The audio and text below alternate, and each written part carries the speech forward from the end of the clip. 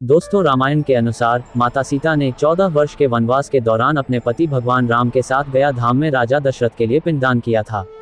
इस अवसर पर गाय, वट वृक्ष, केतकी का फूल और एक पंडित भी उपस्थित थे। जब पिंडदान समाप्त हुआ तो माता सीता ने उन चारों से गवाही देने के लिए कहा। गाय ने कहा कि वह पशु है और उसे गवाही देने का अधिकार नहीं है। वट वृक्ष ने कहा कि वह जीवित है और उसे गवाही देने का अधिकार नहीं है। केतकी के फूल ने कहा कि वह सुंदर है और उसे गवाही देने का अधिकार नहीं है। और पंडित ने कहा कि वह पंडित है और उसे गवाही देने का अधिकार नहीं है। इन सभी के जवाब में माता सीता ने उन चारों को श्राप दिया। उन्होंने गाय को श्राप दिया कि वह पूजनीय होकर भी लोगों का जूठा खाएगी। उन्होंने वट वृक्ष को श्राप दिया कि वह सिर्फ नाम का वृक्ष रहेगा और उसमें पानी नहीं रहेगा। उन्होंने केतकी के फूल को श्राप दिया कि वह पूजा में कभी नहीं चढ़ाया जाएगा। और उन्होंने पंडित को श्राप दिया कि वह कभी भी संतुष्ट नहीं होगा। इन शापों का प्रभाव आज भी देखा जा सकता है। गाय अक्सर लोगों का जूठा खाती है, फल्गु नदी आज भी सूखी रहती है, केतकी के फूल को पूजा में कभी नहीं चढ़ाया जाता है और पंडित हमेशा कुछ न कुछ कमी ढूंढते रहते हैं। कुछ लोग मानते हैं कि माता सीता ने इन चारों को श्राप देने का अधिकार नहीं था। वे कहते हैं कि गाय, वट वृक्ष, केतकी का फूल और पंडित ने केवल अपनी राय व्यक्त की थी। माता सीता को उन्हें श्राप नहीं देना चाहिए था। हालांकि अन्य लोग मानते हैं कि माता सीता ने इन चारों को श्राप देने का अधिकार था। वे कहते हैं कि गाय, वट वृक्ष, केतकी का फूल और पंडित ने माता सीता की भावनाओं को ठेस पहुंचाई थी। माता सीता को उन्हें श्राप देना चाहिए था ताकि वे कभी भी ऐसा दोबारा न करें। गाय को माता सीता ने श्राप क्यों दिया था? ऋषि भृंगी को माता पार्वती ने क्यों श्राप दिया था? महादेव के गणों में एक है भृंगी। एक महान शिव भक्त के रूप में भृंगी का नाम अमर है। कहते हैं जहाँ शिव होंगे वहाँ गणेश, नंदी, श्रृंगी, भृंगी, वीरभद्र का वास स्वयं ही होगा। शिव शिवा के साथ उनके ये गण अवश्य चलते हैं। इनमें से सभी प्रमुख गणों के बारे में तो कहानियां प्रचलित हैं। भृंगी की खास बात यह है कि उनके 3 पैर हैं। शिव विवाह के लिए चली बारात में उनका जिक्र मिलता है, बिनु पद होए कोई। बहुपद बाहु यानी शिव गणों में कई बिना पैरों के थे और किसी के पास कई पैर थे। ये पद तुलसीदास जी ने भृंगी के लिए ही लिखा है। भृंगी के 3 पैर कैसे हुए?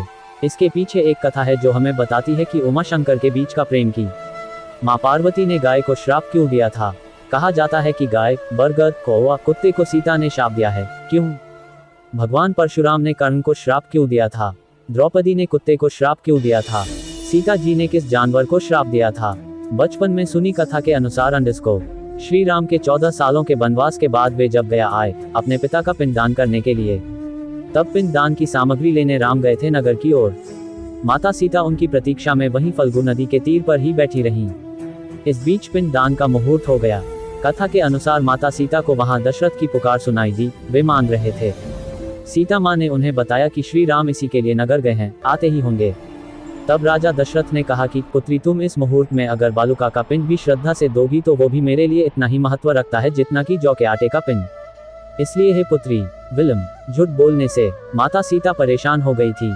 तब राम और लक्ष्मण को यकीन आया तो वह प्रसन्न हुए, परंतु झूठ बोलने पर माता सीता ने केतकी के फूल से कहा कि तुम्हारा फूल कभी पूजा में चढ़ाया नहीं जाएगा। उन्होंने गाय को श्राप दिया कि पूजित होने पर भी तुम्हें झूठा खाना पड़ेगा और फल्गु नदी को श्राप दिया कि उसमें कभी पानी नहीं भरेगा। सीता माता ने पंडित, गाय, कौवा और फल्गु नदी को क्यों और कौन सा श्राप दिया था? माता दुर्गा द्वारा ब्रह्मा को क्यों श्राप दिया गया था? शूर्पणखा ने रावण को क्यों और क्या श्राप दिया था? पार्वती ने भगवान विष्णु को कौन सा श्राप दिया था? गांधारी ने श्री कृष्ण भगवान को क्या श्राप दिया था? माता सीता ने गाय और ब्राह्मण को इसलिए श्राप दिया था क्योंकि उन्होंने उनके द्वारा किए गए राजा दशरथ के पिंडदान की गवाही देने से इनकार कर दिया था। रामायण के अनुसार माता सीता ने 14 वर्ष के वनवास के दौरान अपने पति भगवान राम के साथ गया धाम में राजा दशरथ के लिए पिंडदान किया था। इस अवसर पर गाय, वट वृक्ष, केतकी का फूल और एक पंडित भी उपस्थित थे। जब पिंडदान समाप्त हुआ तो माता सीता ने उन चारों से गवाही देने के लिए कहा। गाय ने कहा कि वह पशु है और उसे गवाही देने का अधिकार नहीं है। वट वृक्ष ने कहा कि वह जीवित है और उसे गवाही देने का अधिकार नहीं है। केतकी के फूल ने कहा कि वह सुंदर। जब महाराज दशरथ के देहांत हुआ तब भगवान राम, माता सीता और लक्ष्मण गया में थे। उनको पता ही नहीं था कि महाराज दशरथ के देहांत हुआ है। एक दिन माँ सीता जब अकेले थी तब ये कहकर दैववाणी हुआ कि माता सीता अपने श्वशुर जी को पिंडदान करें। तब माता सीता ने महाराज दशरथ को कहा कि भगवान राम आकर अपने पिता के पिंडदान करेंगे, मगर महाराज दशरथ ने कहा कि वे अपने बहू से भी पिंडदान चाहते हैं। तब कोई उपाय न देखकर माता सीता ने फल्गु नदी के वाली से महाराज दशरथ के पिंडदान किया और उन्होंने दोनों हाथों से पिंड ग्रहण किया। इसके कुछ देर बाद प्रभु राम और लक्ष्मण जी आ गए तो उन्होंने सब कुछ बता दिए, मगर प्रभु श्री राम को उनकी बात। वाल्मीकि रामायण में इसका कोई उल्लेख नहीं। शुद्ध वाल्मीकि रामायण केवल युद्ध कांड तक ही है। उत्तरकांड प्रक्षिप्त है, इसे बाद में जोड़ा गया। गाय को भगवान राम ने श्राप क्यों दिया था? आपका प्रश्न ही त्रुटिपूर्ण है। गाय को श्राप भगवान श्री राम ने नहीं अपितु माता सीता ने दिया था। कथानुसार राम जी अपने पिता का तर्पण करने हेतु सामग्री लेने गए हुए थे, तभी राजा दशरथ प्रकट हुए और पिंड मांगने लगे। तब राम जी की अनुपस्थिति में माता सीता ने पिंडदान कर दिया, जिसमें उन्होंने एक भाग गाय को भी दिया। जब राम जी वापस आए तो माता सीता ने उनको सारा वृतांत कहा, किंतु उन्होंने साक्ष्य स्वरूप गाय तथा अन्य नदी ब्राह्मण जिनका पिंड माता ने निकाला था उनसे पूछा, किंतु सभी ने दोबारा पिंड के लालच में झूठ बोल दिया कि सीता ने पिंड नहीं दान किया। तब माता सीता ने क्रोधित होकर इन सभी को श्राप दे दिया। राजा दशरथ की मृत्यु के पश्चात जब माता सीता ने उनकी श्राद्ध गाय को खिलाया और गाय ने उसे श्री राम को बताने से इनकार कर दिया कि मुझे कुछ नहीं खिलाया, इस पर सीता माता ने गाय को श्राप दिया था कि तू सदा झूठन ही खाएगी। प्रभु श्री राम के अपने भाई लक्ष्मण और पत्नी सीता के साथ वनवास जाने की बात हम सभी जानते हैं। इस बात से अयोध्या के सभी निवासी दुखी थे। राजा दशरथ, राम और लक्ष्मण के वियोग के इस दर्द को झेल नहीं सके और उनकी मृत्यु हो गई। पिता की मृत्यु के इस खबर से राम और लक्ष्मण सभी को गहरी ठेस पहुंची। दोनों ने ही जंगल में ही पिंडदान करने का निश्चय किया। इसके लिए राम और लक्ष्मण दोनों जंगल में ही आवश्यक सामग्री को एकत्रित करने के उद्देश्य से निकल गए। इधर पिंडदान का समय निकलता ही जा रहा था। समय के महत्व को समझते हुए माता सीता ने अपने पिता समान ससुर दशरथ का पिंडदान उसी समय राम और लक्ष्मण की उपस्थिति के बिना किया। माता सीता ने पूरी विधि विधान का पालन कर इसे संपन्न किया। कुछ समय बाद जब राम और लक्ष्मण लौटकर आए तो माता सीता ने उन्हें पूरी बात बताई और यह भी कहा कि उस वक्त पंडित, गाय, कौवा और फल्गु नदी वहां उपस्थित थे। साक्षी के तौर पर इन चारों से सच्चाई का पता लगा सकते हैं। पंडित श्री राम ने इस बात की पुष्टि करने के लिए चारों से पूछा तो इन चारों ने ही यह कहते हुए झूठ बोल दिया कि ऐसा कुछ हुआ ही नहीं। इस बात से दोनों भाई सीता से नाराज हो गए। राम और लक्ष्मण को लगा कि सीता झूठ बोल रही हैं। इनकी झूठी बातों को सुनकर सीता माता क्रोधित हो गईं और उन्हें झूठ बोलने की सजा देते हुए आजीवन श्रापित कर दिया। सारे पंडित समाज को श्राप मिला कि पंडित को कितना भी मिलेगा लेकिन उसकी दरिद्रता हमेशा बनी रहेगी। कौवे को कहा कि उसका अकेले खाने से कभी पेट नहीं भरेगा और वह आकस्मिक मौत मरेगा। फल्गु नदी के लिए श्राप था कि पानी गिरने के बावजूद नदी ऊपर से हमेशा सूखी ही रहेगी और नदी के ऊपर पानी का बहाव कभी नहीं होगा। गाय को श्राप दिया गया कि हर घर में पूजा होने के बाद भी गाय को हमेशा लोगों का जूठन खाना पड़ेगा।